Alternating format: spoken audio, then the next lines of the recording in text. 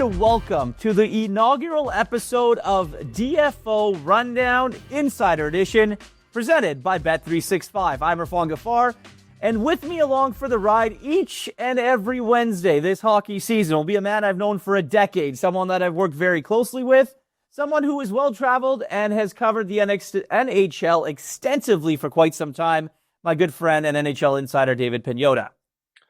I'm excited, Irf. This is going to be fun. Every week we're going to be doing this. All the little conversations that we get to hear about every day. Kind of jam pack it, all the fun stuff that we can into this each week, buddy. I'm excited, and already just the start of the season, ready to roll, and we've already got some cool news to talk about. Absolutely. We'll get to the news in just a second, but we've wanted to do something like this for a while. You and I have talked about this, so let me explain how this is going to go. We're going to have some fun in this 30, 40, 50, 60, whatever, how long it takes us to get through to whatever we want to talk about, we're going to do that. Every Wednesday, like I mentioned, we'll go through the league, what you're hearing, what I've heard. Maybe we'll bring in some guests and some friends along for the way. How does that sound? I love it. Yeah, I mean, we hear, a lot. We get engaged in a lot of conversations. There's a lot of stuff that goes on around the league, obviously, but there's a lot of behind the scenes stuff that we get privy to. A lot of others get privy to it as well, but we're going to share some of that information with you all and see where some of these tea leaves lie and see where some of the breadcrumbs take us, because there's going to be some activity we'll talk about today and obviously throughout the rest of the season going up the trade deadline and beyond. Absolutely. All right, well, let's start with the news of the day. We were going to start with Connor McDavid, but we're going to have to start with a different Connor, as the Winnipeg Jets took care of some massive business, David, getting their star forward signed long-term. Yeah, 8 years, $12 million AAV. They structured this, and this was a big part of it, was the structure tied to this contract. They were talking higher AAV, but because the bonuses that kicked in, it's about $41 million in bonuses that are going to get paid out to Cal Connor over the stretch of this deal. The way that that's laid out was very important to KC and to the Jets as well. It is the first time the Jets are going through with something like this in terms of allowing bonuses to be structured over the length of a full contract. So it's a new one for them, but this is a guy that put up 97 points last year, and he wanted to stay. And that, Irf, to me, that's one of the most important things. We hear all this, all this chatter that, Winnipeg's not that desirable. They don't want to go there. Nobody wants to be there. And while Winnipeg is on a lot of players' no-trade lists, Scheifele re-upped, Hellebuck re-upped, and now Cal Connor, an American, re-upping as well. So that narrative doesn't hold true across the board for a lot of guys. They got a shot to win. They got a shot to win for a while here. And obviously, Connor feels that way. So they figured this out. They basically agreed on everything Tuesday night and just firmed everything up Wednesday morning. And you saw the press release and the clever little promo the Jets did going over to KC to place an order on an extension. Absolutely. You saw what, KFC did and Winnipeg during the playoffs last season, a cool little tie in there with an 8-piece meal to start their Wednesday morning. But 12-piece now. 12-piece, 8 years. But yeah, the richest deal in franchise history, David, for the Winnipeg Jets by nearly $37 million. What does that say about the Winnipeg Jets and their ownership group looking to, spend a lot more money to get deals like this done? Yeah, well, look, Chippen had to put his money where his mouth was, and he did. And he's feeding some of that now to Kyle Connor. First of all, he's one of the richest owners in the National Hockey League. You wouldn't tie that to the Jets, but he is. And he's obviously clearly invested in the club, invested in the market, and he invested more dollars, significant dollars, into this deal. $97 million, Irf. I think the Atlanta Thrashers cost $120 million at the time. Obviously things have changed and they moved to Winnipeg and so on and so forth. The marketplace is different. But this is a significant deal for the Jets, for their ownership, for Connor, obviously, but really just for that city to show that they're continuously investing in this club and showing that they mean business. They want to continue to win. They're doing their part. I know there have been, those conversations, and Gary Bettman had to go to the city to talk to local sponsors and whatnot to kind of push that team and all that stuff. The team's doing their part. The local market's going to be appreciative of the fact that they could keep their star, who's going to push another 40-goal season this year by all accounts.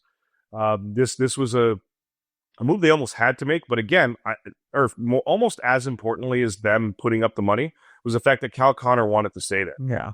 He could have got he could have gone to July 1, probably got 13, 14 million on the open market. He wanted to stay in Winnipeg. He wanted to see this going, and he's got a lot of reasons now to be happy about it. Yeah, 14 years ago, the Jets franchise was purchased in Atlanta for $110 million. And obviously, Kyle Connor with that is $96 million richer here on Wednesday. What does this say about the future of the Winnipeg Jets? I know you talked about it. A lot of players, whether you've been told, I've been told, or even they have no problem admitting that Winnipeg just is on their no trade list. What does this say about the future, and Mark Shippen now willing to shell out some serious coin here to attract possible free agents? I mean, of course they have to be good, but the core of your team is there. Yeah. And look, when you see a player having a 17 no trade clause, it usually means the 7 Canadian clubs. Usually. Sometimes some guys throw an 8-team list down there just to throw everybody off. But on a lot of lists, Winnipeg is on there. But with how they've competed, with finishing, where they did last season, where they have the last few seasons, you've got the reigning MVP, the reigning Vezina winner, same dude. You've got a guy who's going to push for 40, 50 goals now in Connor. The message is clear that they want to win, and they're willing to put up the bucks to do it. So, for 10, and Jonathan Toews is there now, and you've got a group that, for a lot of different players, winning is super attractive. Like I've said this a bunch of times, when Toronto was crap and going through their rebuild, nobody wanted to play here. Like, I'm in Toronto. Nobody wanted to be here. Nobody wants to be you're in Vancouver. Nobody wants to be in Vancouver when the Canucks are dead last or near the bottom of the standings. The same, like the Rangers right now, they're not that desirable either. Yeah, it's MSG and it's Manhattan, but they got to get their asses in gear and their acts together. That applies across the board, and it changes for a lot of players. So a market like Winnipeg and a team like that, I talk to players all the time. You do too. If this team is winning and they've got a legit shot at competing for a Stanley Cup, it changes the mindset for a lot of guys. And now to see that level of commitment to a guy like Kyle Connor, that's a big message to the rest of the league and across its player board, to say, hey, we mean business. We want to keep this puppy going.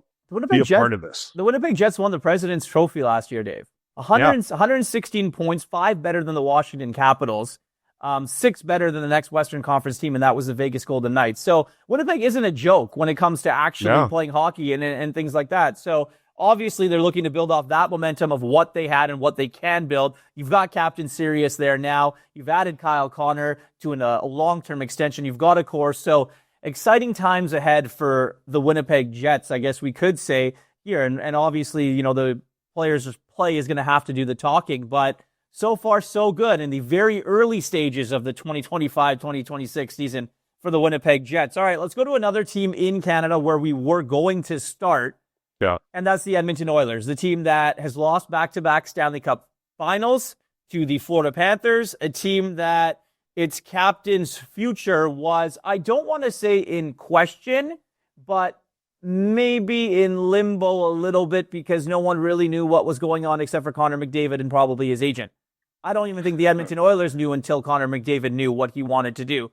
So Connor McDavid signs a 2-year extension, so he's there for the next 3 years, a $12.5 million AAV on the 2-year extension. Obviously, players in the dressing room super excited. I think Kasperi Kapanen, reposted the Edmonton Oilers Instagram photo saying thank God, which is pretty funny that he did that for his teammates. Other teammates on that team now ready to run through a wall for Connor McDavid. So how quickly did this all come about? Why the short term, and what's next for the Edmonton Oilers?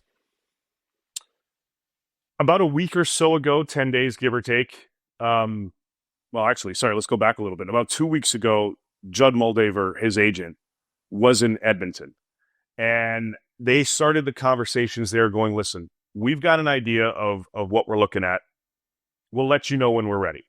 But it's not going to be astronomical. It's going to be a realistic ask. We're going to help you out here.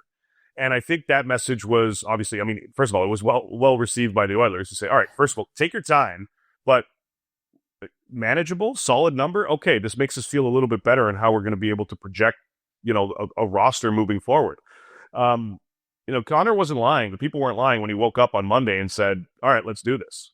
Like, Judd didn't know Monday morning. He had an inkling, but he didn't know. I don't think his wife knew, Lauren. I don't know if she knew officially waking up Monday morning, he was going to say, all right, let's just get this done. And to go back to the Oilers to say, here's the deal. We want 2 years, same cap hit, 12.5. We're going to run this, and we want you to be as invested as we are here. They don't have a ton of cap space this season, Irf. We know this. But the next 2 years, they've got considerable amount of space to play with. And the message is not only for now, but it's for the next couple of years too. He wants to win. That's obvious. Everybody knows that. That's why he took a $12.5 million cap hit. But he doesn't want to just win like this year. He wants to keep winning. He wants to keep this going. And he wants to know how long that window is going to be open. That's why he took 2 years. This is a prove me type of situation. I'm doing my part. You guys do your part. If we're all on the same page in 2 years from now when he's eligible to sign another extension, they'll cross that bridge. And if it's all looking good, he'll play his whole career there. If the opportunity to win is there every single day. If they don't win in 3 years, different discussion. 101 points for the Edmonton Oilers last season as a team, 100 points for Connor McDavid individually. My question to you now is, you mentioned the lack of cap space or not that much to work with this season. Mm-hmm. They're going to have to get creative. Like Connor McDavid signing this deal to me is, I've done my part. This is on you. This is on you, Jeff Jackson. This is on you, Stan Bowman. Like, this is what I've done. I've given everything I possibly could to the city of Edmonton, currently as it stands, and here's what I'm doing now. And it is now up to you to whether facilitate more players around me, better players that I can play with night in and night out to help us get to that next step. And the crazy part is, the next step is not only getting to Game 7 of that Stanley Cup final, it's figuring out how to beat the Florida Panthers or whoever they're going to face if they get there. I mean, it's a long road to get there. It absolutely is. There's going to be injuries. There's going to be things that, go sideways as the course of an NHL season always does happen. But if you're the Edmonton Oilers and you look at this, how do you improve your roster with the lack of cap that you currently have right now? Yeah, I mean, creativity. That's what you said. And that's why I think the short-term deal, it's not short-term thinking. It's immediate thinking. It's the immediate future. It's this season plus the next two. Because understanding how much cap space they have next season and on, they're going to get creative. They're going to be. And they're going to be creatively aggressive or aggressively creative. Whatever. Both. So this year, yeah, you don't have a ton. And by the way, also adding, Jake Wallman, 7x7 extension. Matthias Ekholm, 3 years, $4 million AAV, locking him in as well. The blue line is at least the top four is secure. You've got that moving forward for the next few years. You've got Hyman a few years, Nuge a few years. You've got a strong nucleus there, but they're missing pieces. It's no secret. That's why they brought in Isaac Howard, not yet ready to go. Savoy, same situation. They want these guys to take the next steps, but it's not like they have a deep cupboard. They don't have an influx of top-tier young talent entering the system. They don't have a plethora of draft picks. So it's going to take Stan Bowman to really do a lot of work here. And I know that Connor McDavid on the back end has been exploring some options that may add to the creativity of the Oilers management structure, roster construction, I should say, over the next couple of seasons.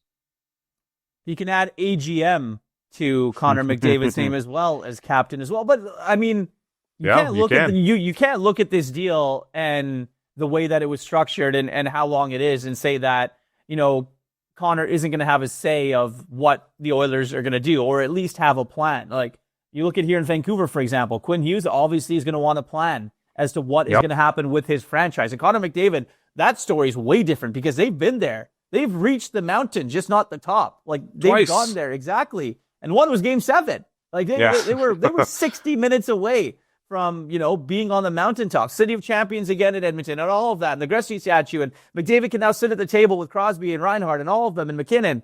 But here we are.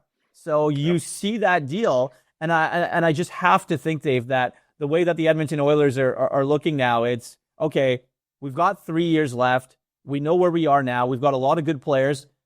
The core itself isn't getting any younger. Each year that goes on, Ryan Nugent-Hopkins is a year older. Zach Hyman's a year older.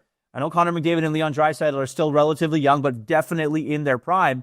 But guys are getting older. Darnell Nurse, obviously, older as well. So it's younger, it's faster, and probably some experience that the Oilers are going to try and get one way or another. That's exactly what they'd like to get. And I can tell you with full certainty that you mentioned AGM, that AGM hat. Connor McDavid over the offseason was quietly fishing to see what options may be available to him and to the Oilers down the road. And, we're not talking about a gritty fourth line guy that's going to protect him as a fighter, by any stretch. It's not looking at a fifth pair, or fifth defenseman, third pair D or anything like that.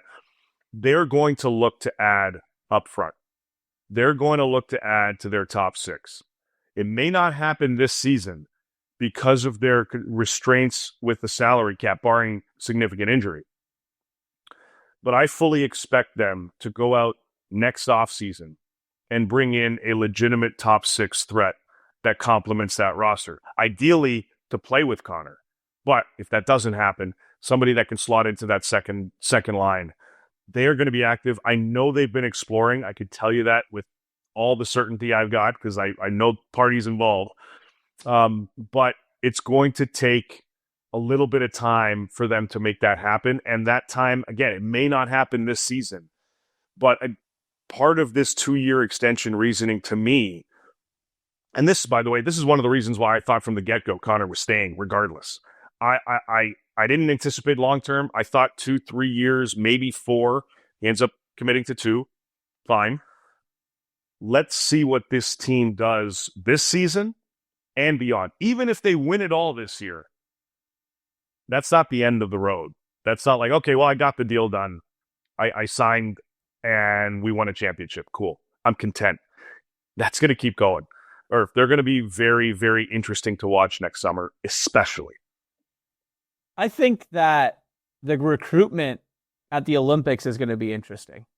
I think that is going to be one that you're going to need to watch a little bit to see what players are there, who's on expiring deals, trade deadline, what teams are good, what teams aren't good. If the Oilers are good, it'll be an interesting time because guys have always said whether when they go to All-Star games, when they go to Olympics or different, team events, big NHL events where they're not currently with their teams, guys do talk. Yep. Drink, go to parties, have after parties, do all that kind of stuff. Guys do talk, and there's definitely a lot of recruitment that's going on there. Before we get to Lane Hutson and the Montreal Canadiens, why did your social media blow up when tweeting an Austin Matthews quote after he was asked about Connor McDavid's contract? I have no... thank you. I didn't know you were bringing that up. I have no idea. I was legitimately confused why everyone was going bananas over this. I had people messaging me going, what did you do? And I'm like, well, I was standing in the scrum. I heard him say that, and I go, okay, that's exactly, he's echoing what everybody else says. Connor wants to win. That's why he took that deal. But apparently, when you mentioned Toronto and Edmonton in the same tweet, everybody loses their freaking mind. All it was Austin reinforcing what we've all said as to why Connor took a $12.5 million cap hit. It's all about winning for him. He's doing what he can to help his team win. And yeah, Austin said, just like all of us, we all want to win. But the emphasis was, respectfully, it was about Connor. It was why he did it. And Austin, like, they're buddies. First of all, they're represented by the same agent, Judd Moldaver. Judd's in Toronto right now. He'll be at the game. The Canadiens are in Toronto to face off against the Leafs in their opener for both of these guys. And like they hang out in the off season when they can. They've gone overseas together. They play tennis together. Like this wasn't him sewering the guy by any stretch. And at the same time, this wasn't like the one thing I notice is everybody bitching and complaining that, oh, well, nobody in Toronto's taking deals. Do you see what John Tavares signed for? I was just going to say, yeah. Yeah, like to stay in Toronto. Craig Berube, the head coach, even acknowledged that yesterday at practice, saying, like, Connor took less. Our former captain took less. Took significantly less to stay here to help his team out. So, there are going to be players that are going to be taking a little bit less, and some teams have that structure. We'll touch on this in Montreal, that, they've got their own little internal cap situation, and if guys can take a little bit less to help out the end goal, it's appreciated. Tavares took less. Look, Austin took less on his deal. He's 13 and a quarter over 4 years. He took less on his deal. I can tell you that. But honestly, it didn't even dawn on me that would have even been an issue. But I guess nothing should, surprise me anymore with social media. No, definitely not. Don't worry. You and I are definitely going to hear it after this thing goes out. When you look at the Toronto Maple Leafs, we're going to get to the Montreal Canadiens, their opponent in their home opener in a second. But when you look at the Toronto Maple Leafs, what does a successful season look like? And I don't mean that by, they got to make the playoffs. They got to do, get past the second round. That's the easy answer. That's the cop-out. I want to know if they need to add, because their team right now, it's pretty good on paper. You've got the Lawton injury. Other than that, they're pretty healthy. The defense is okay. And, whenever Joseph Woll gets back and joins the team, their goaltending tandem will be secure. But what does a successful season look like if you're the Leafs? Well, I'm going to give you the cop-out answer. It's conference final. No. Minimum. But in all honesty, you want to see, I think with this club, you want to see the progression of guys. Like, I know some people have picked them to make the final, or a couple people picked them to win it all. Some people, I'm not, I didn't. But I think a successful season is Austin Matthews returning to 50 goal plus 100-point form. Is Willie Nylander continuing another 90, 100-point performance? It's Matthew Knies becoming a solid, sound first-line player, 70-plus point guy. And it's Easton Cowan, who wasn't on the opening roster, but got called up this morning, solidifying a legitimate NHL position and having an impact. And I think, and obviously Stolarz and the defense replicating what they did last season, but I think those are the next steps for this club to show that level of consistency. Michelli did well. Can he be a 50, 60-point guy? And I know a lot of people have said, well, he was benched in Utah. He was benched because he asked for a trade. He wanted out mid-season. They weren't using him, so he said, trade me. And they said, okay, well, now we're really not going to use you. That's what happened. You look back to the season before that, he was solid, and he was on the incline. So Toronto's banking on that incline right now. And he's interchanged between the second line with the first line right now. We'll see kind of how things get structured tonight, because they jumbled everything up yesterday and at practice. And today it'll probably get a little bit more on track. But I think it's a combo. I think it's the cop-out of get past the second round. But also, these players need to take those steps, because I think it's next season and on for Toronto. For a lot of these clubs, I think, are bubble teams that in a year utilize that cap, let their younger guys develop a little bit more, and then they're going to make a crap ton of noise next season and on. I think Toronto's in that boat. I just don't know if there's enough in the tank to get, the ultimate prize this year. Mitch Marner, 102 points. He's obviously gone. Nylander at 84 last year. Matthews, 78. Tavares, 74. Matthew Knies, that's my guy I'm looking at to obviously have a monster season with just 58 points last season. I think they're going to really depend on him. He's a big body, plays the game hard, plays it well. He's skilled. Really looking forward to seeing what type of season that Matthew Knies can have. And you know what? Sorry, not to cut you off here, but I asked him about that. Like, Mitch is out. We don't have to talk about that. Everyone in Toronto is sick of it in that room. They still like the guy, but they just don't want to talk about him anymore. But he's out. So somebody's got to eat those minutes and eat the responsibility more than anything. And Knies right away was like, I want it. Give it to me. Let me do this. And I'm with you. I'm looking at him. Again, I'm looking at Austin needs to get, higher numbers and perform better and whatnot. And he keeps saying he's fully healthy and all that. And that's great. But But with Nyes, 70, 80 points, point a game, like that, this guy with what he's capable of doing with the power that he brings, he's going to be an X factor for this club this season. Shouldn't be anyway. This is my bold / maybe a little bit of a weird prediction here. Remember when Chris Kunitz made the Olympic team with Sidney Crosby? Yeah. I think if Nyes ends up playing with Matthews, there could be something there in a short tournament. If those two can find some sort of chemistry at all, if they end up playing together and play well together, I think that there's going to be a serious consideration for him. And I think it's in the back of his mind. I don't know that he's probably a long shot candidate to make the team, but I definitely think that Olympic USA team is definitely on his mind. Yeah, I mean, 4 years from now, definitely. World Cup in 2 years, definitely. Yeah. I think that's a factor from even U.S. management side of things to see how these guys really click. That's a great reference, but getting Kunitz and Crosby in there, that's pretty good. Not bad. It's very similar. Not just a hat rack, buddy. Yeah. Look, man, it's a great comparable because it's legit. Like, you've got those two guys that play together, and that have that chemistry. Why not roll with that again in international play if you can?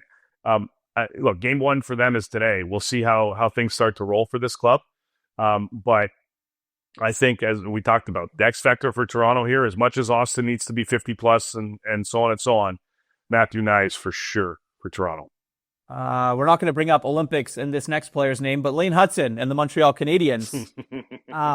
It's going to be an interesting season because we just talked about a couple of teams where the Winnipeg Jets have cup aspirations, the Edmonton Oilers have Stanley Cup aspirations, the Toronto Maple Leafs have Stanley Cup aspirations. Yep. For the Montreal Canadiens, you look at it, they're a young team that's ascending. They've got guys that are hitting superstardom right now and are about to just plateau into superstardom. So for the Montreal Canadiens, I have Martin St. Louis to win the Jack Adams. I think that he's a hell of a coach. Too. I think that they love him in Montreal.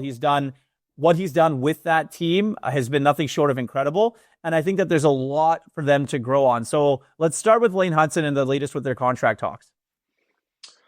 Yeah, look, they're going back and forth. This is another scenario of not necessarily just, a Connor McDavid waking up, because it's on both sides, but it's one side or the other waking up saying, all right, let's just get this done because we've gone back and forth and let's figure this out. And here's the number and just sign off and let's go. I'm conceding a little bit. You've done it. Like, this is going to be a $9 million plus contract. I think it was around 9.5 before some guys signed, before Luke Hughes got a 7-year deal. And I'll get to him in a minute because that's a strong comparable there. And then Lacombe in Jackson Lacombe in Anaheim, who signed for also $9 million. I think once that came into play, that's where the dollar started to rise a little bit for Hudson's camp. So, look, I checked in with both sides the other day. They're still going back and forth. Hutson is not eligible for an offer sheet next summer. So even if they don't agree now, and I suspect they're going to get there, even if they don't agree now, he can't be offer sheeted next season. He's in the exact same position as Luke Hughes, 10.2 CRFA next season. Okay. Not eligible for an offer sheet. So Habs fans don't really have to worry. And Kent Hughes said this the other day to CBC en français. He said that, look, several years, the fans don't have to worry about him. He's going to be our property. He's going to be ours. Like, he's our guy. Didn't he say 7 years? He said 7 years set down, but I think he meant septième, like seven. Oh. Like, I think he meant to say several. Okay. And I checked in on both sides on that, and they both said, yeah, he meant several. But I think that's specifically what he meant. But whether it's a 6, 7, 8 year deal, they want to max out on an 8-year extension. So they'll try to get there. But I know the other day that from the morning to night, there was no significant progress, but I do anticipate that shifting a little bit. The interesting thing in all this is that he's represented by Cortex agency, Sean Coffey. Kent Hughes, before he got out of the agent game, was with Cortex. So there's a little bit of, come on, help me out here kind of thing, I'm sure. But Sean's going to do what's best for his client. I'm sure Kent's going to do what's best for the Canadians, and they'll find that happy medium. But I don't think Habs fans really should be worrying at all, whether this gets signed today or in a month, or if they wait till the offseason. I don't think they should worry either. And I think that if you're Lane Hutson and you're his agent and you look at where you fit on that depth chart, you're 1, 2. Like you're there. You're the guy. You're going to quarterback the power play. You're going to eat minutes every single night. Your team is young. You're going to grow with them. You have a chance to win. You've already experienced what the playoffs at the Bell Center look like, which is absolutely insanity. Ridiculous. So I think that Habs fans don't need to worry at all. Even if they are, I don't think that they are. But it's going to be a really interesting time. And here's something that we're going to talk about week in and week out. And these are phrases that you're going to hear. Cap is rising, with the cap going up, more dollars and more cents for players. Phrases like that you're going to keep hearing for quite some time. Yeah, absolutely. Get used to it. We're going to we're going to finish in LA on the West Coast, but I want to come back here in Vancouver where I am. And, you mentioned Judd Moldaver and Wasserman and, guys that he has in McDavid and Matthews, like Suzuki with the Montreal Canadiens. Kiefer Sherwood in Vancouver. What's the latest there? Yeah, he's a UFA at the end of the season. Canucks really liked what he did last season for them. What was it, 40 points? That he put up, and his role and responsibilities have increased. They haven't really dove into the nitty gritty of negotiations just yet, and I think there's a little bit of worry that if he replicates what he did last season, or comes close to it, or surpasses it, it's going to cost them too much. He's at 1.5 million, I believe, is his cap hit. He puts up those numbers again. He's at least doubling it. And I think that's a little bit of a concern from the Canucks side of things, but they haven't gotten to the nitty gritty of negotiations yet. There have been some conversations they're talking, but there's a difference between talking and there's a difference between negotiating. And they're not at that second stage yet, but I suspect that'll begin in some fashion, or at least the Canucks will start to, toe the line on talking and negotiating, probably in the quarter mark of the season.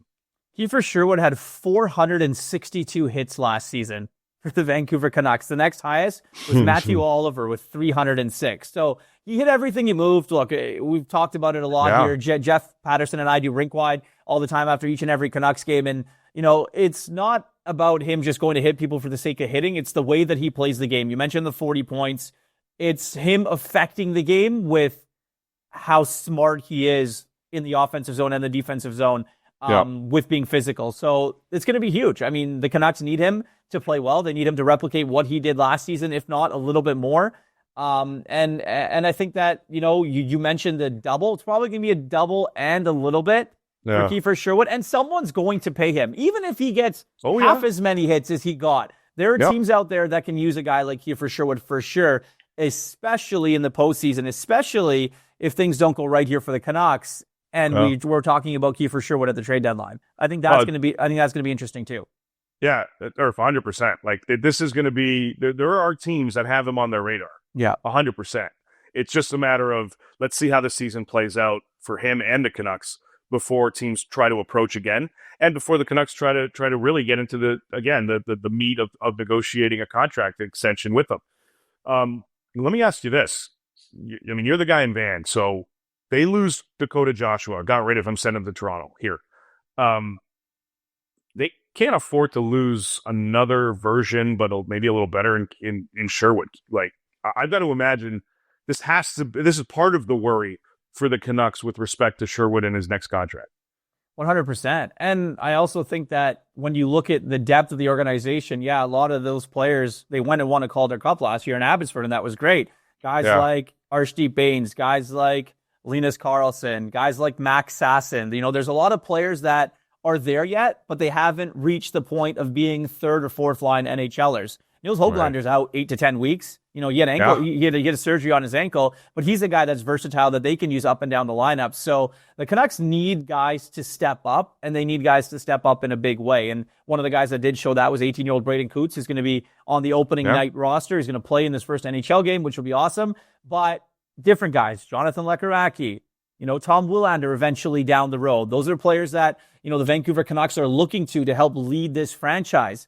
A guy like Kiefer Sherwood is great, but they are hoping that some of their players in the farm system, when they are 26, 27, 25, 26, 27 years old, can eventually make the jump and become everyday NHLers, and they just haven't done that yet. No. And you know what? When Höglander went out, there were a few teams that reached out to the Canucks to say, you want to replace him? We've got this piece. Here, take this piece and give us a third-round pick and call it a day. And that those pieces weren't really desirable, which is why the Canucks stood off. But I'm curious to see how they get going in the first bit of the season, if that pushes them to maybe try to add a piece in the early going of the season. I wonder if that's part of their mindset right now, and how that might play into to Sherwood's future with that club. Are they going to cushion that potential blow, or are they going to just add to the roster to beef it up even further? Well, the biggest acquisition the Canucks are going to make this season is Elias Pettersson. Is if Elias Pettersson can return to form, if he can be that 102-point guy, if he can be that guy that took over games, and I think that everyone has said all of the right things. When you listen to Adam Foote talk, when you listen to Patrick Alvin talk, when you listen to Quinn Hughes speak, and Brock Besser, and different players speak about Elias Pettersson, even when you listen to Elias Pettersson speak about how he feels good, how he puts on more weight. You saw him score a beautiful goal in the preseason on the power play, firing the puck into the back of the net. Like, these are the things that you want to see from him. The problem with that happening here in Vancouver is the expectation is for it to come really quick. Like, the Canucks need to get off to a good start. Like, you open against the Edmonton or the Calgary Flames, you go to Edmonton, you're at home against St. Louis, and then you're gone. You're gone on a road trip where you have some very winnable games. Canucks have always gone out on a road trip early on in the season, and you mentioned them adding something. So if they're going to add something, their most glaring need is what? A second-line center. Adam Foote has said that, he's comfortable with Filipino and, Teddy Bluger, and then Atu Ratu kind of going down that list. I mean, it's unfortunate, but the concussion history has followed Filipino wherever he's gone, right? Yeah. So you don't necessarily know until you get through 30, 40 games or see where you are around American Thanksgiving. So if the Canucks are going to go and do that, not many teams are willing to part and make moves like that. It's just a very difficult thing to do, to get rid of a second-line center or even a third-line center. And in all reality, from the Vancouver Canucks point of view, what do you have to entice a team? I don't think you're trading the defenseman Elias Pettersson. I don't think you're trading Tom Willander. You don't want to do that. Yep. And Jonathan Lekkerimäki probably doesn't get it done in a 1-for-1. So they're in this weird holding period where you have to see what you have right now and in the short term, and then you can think about long-term plans. If they go out and go nuclear and go crazy, what's to say that they can't make a splash? You've seen this regime do it in the past, Nikita Zadorov, Elias Lindholm. Like, you've seen this regime do that. So the Canucks need to get off to a good start, and they need Elias Pettersson to play well. You know what you're going to get from Quinn Hughes. You know what you're probably going to get from Brock Besser. Evander Kane as well, a guy that's going to be pretty motivated coming and playing at home, a guy that's in a contract season, a guy that, has the ability to produce at every single team that he's played on in his career to go and put up at least 20 goals. So the future is in an interesting place for Vancouver, and, it's all going to start on Thursday night. Yeah, I was talking to Hedl in Milan at the European Media Tour, and he talked about, like, he knows this is the time he has to take the reins. And he was excited, he's excited about it. And I know he's echoed that in camp, but I'm very curious to see how short of a leash the Canucks actually have on Hedl to see if he can produce. I think you're right. I think U.S. Thanksgiving is a good indicator, at least on that side of things. Speed's there for him. It always has been. It's just staying healthy, right? And that's everything else. That's definitely the biggest thing. All right, let's finish in L.A. The L.A. Kings drop their home opener where they secretly released their third jerseys. Hate the helmets, but we can get into that on a later day. Yeah, please. The not chrome domes anymore. The Nats, I just don't like it. The jerseys are incredible, but a couple of question marks around LA, and we'll start with Brandt Clarke. Yeah, look, the Brandt Clarke is in an interesting little position. Like, I know there's so much attention that's being put towards the other guys that are on expiring deals after entry level, but both sides are kind of taking this slow. So there were conversations in the offseason with Ken Holland about where things are at with Clark's future.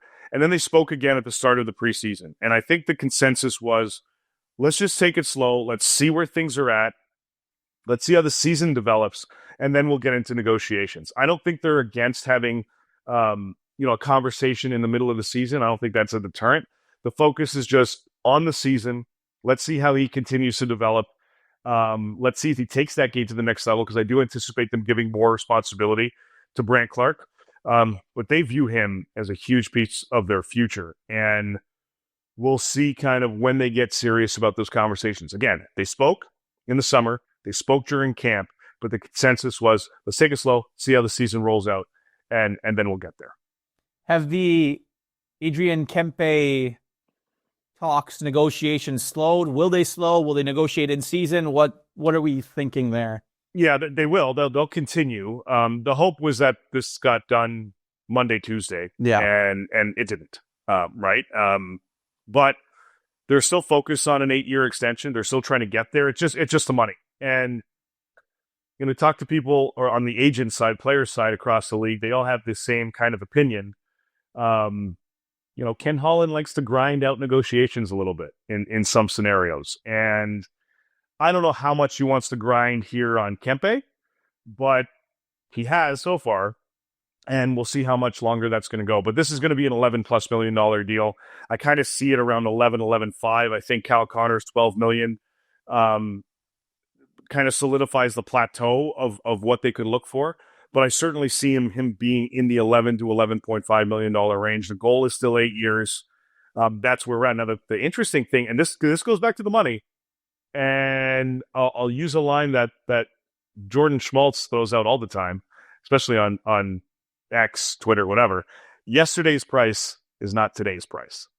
And when they started talks in the summer, in end of June, 10 million, 10.5 was the ballpark, and LA was under 9 or around 9 or something like that. That number has increased. And, again, another player on the tour in Vegas, I talked to Kempe about it, and he's like, look, I want to stay there. I love LA. My family loves it here. We want to figure this out. Ideally, perfect world, start of the season. Next kind of, and they're not setting deadlines on it, but the next kind of like marker is the holiday break, or in December. He'd like to start the new year of 2026 with a brand new extension. He goes, once you get past that, then you lead into closer to trade deadline, even with the Olympics there. You get that in the back of your mind. I don't think he wants to deal with that. I don't know if it'll go that long, and they may, firm this up by the end of the week if they really can. I don't get that sense yet, but the positive out of all this, the Kings want to get it done. Kempe wants to get it done. Lines of communication are open. It's just who's going to blink first in this scenario.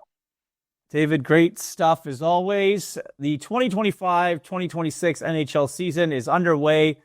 And you and I have started a show here on Daily Faceoff. This is underway. The Insider Edition. We'll be here every Wednesday, like I mentioned. Let's take care of a little bit of business. We're going to go to our segment brought to you by Bet365. I'm going to take a look at a couple games this weekend on Saturday, what I'm looking at. I don't think the Rangers are going to lose twice to the Pittsburgh Penguins. And I'm going to take the Edmonton Oilers to defeat the Vancouver Canucks at home. So you put those two together, you're going to get some pretty good odds. Whatever your bet, it's never ordinary. A Bet365. Download the app and get in on the game. Use code NATION. Bet365. Must be 19 or older. Please play responsibly. David, thank you very much for this. We'll find all your latest stuff on the fourth period. I'll be writing on a Daily Faceoff as well from what we just heard here. Lots of stuff to get into each and every Wednesday. We'll be out. Huge shout out to Jacob Lazar for producing this as well. And this was Daily Faceoff Rundown Insider Edition. Hey, hockey fans, if you enjoyed that video, then make sure you hit the subscribe button right here on the Daily Faceoff YouTube. We have you covered for everything you need. Exclusive interviews on The Sheet with Jeff Merrick, all the latest hockey news on Daily Faceoff Live, and you can always get your morning started with Johnny Lazarus and Colby Cohn on Morning Cup of Hockey. Don't miss a minute. Hit that subscribe button.